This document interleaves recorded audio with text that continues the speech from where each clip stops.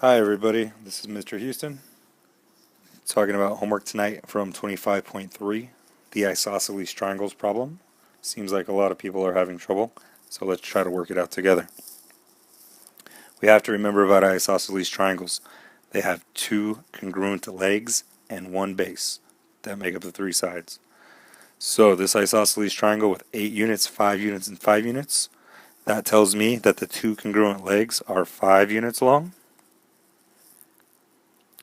and the base is 8 units long. Number 1 says center the long side on the x-axis at the origin. Okay, that means I have to take the base, 8 units long, and put it at the origin. Center it. That means its midpoint, in my picture over here, M, the midpoint, wasn't very good, but we'll see, has to be in the middle. If the entire thing is 8 units long, that tells me that the left side and the right side need to be 4 units each.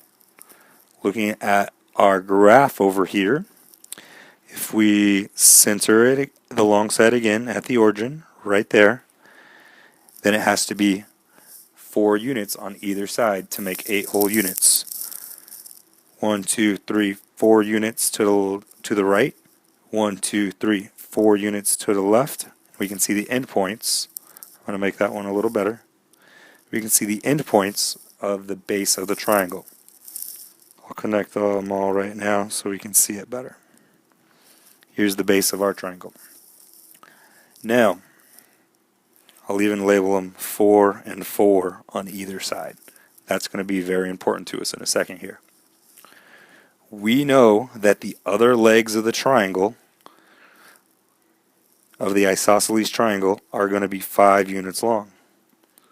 So that side, that's way too big. Try again. This side, wherever it hits up here, this side, wherever they connect, we know that these lengths are 5. I hope you guys can see a right triangle coming. If I put an additional side in right here, straight down the y-axis, I hope you can see I've created 2 right triangles on either side of the graph. I'm going to take this right triangle and I'm going to move it over here so I can see it better. I know that the base of it, we counted, was 4.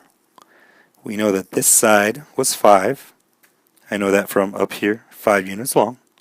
The only thing I don't know is the third side of our triangle, over here.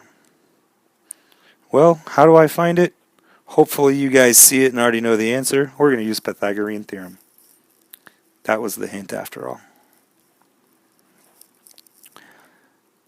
A squared plus 4 squared equals 5 squared.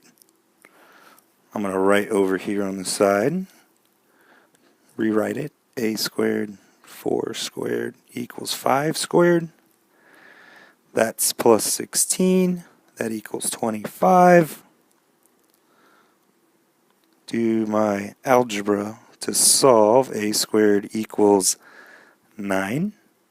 Square root on both sides, a equals 3. Okay, we're learning, we're getting better. So I really know this third side of our triangle should be 3. Let's look at our picture again. Let's make our picture better. I'm going to erase this green side right here, both sides, and construct my triangle. We just found out using Pythagorean theorem that this side is 3 units long.